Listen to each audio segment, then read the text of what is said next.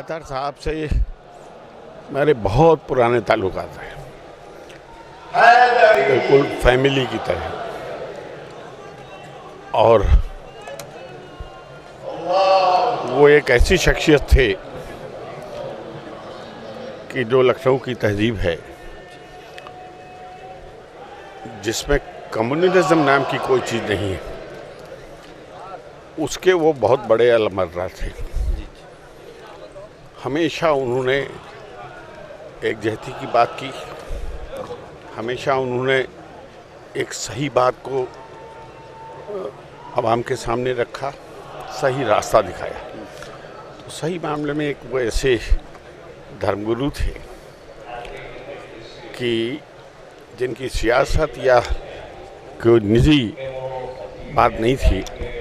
एक जो बात वो करते थे उसमें एक नसीहत होती थी, एक मोहब्बत होती थी और एक दूसरों के लिए एक रास्ता मिलता था, एक इंसानियत पर चलने के लिए सबको। और जाहिर है कि उनके जाने के बाद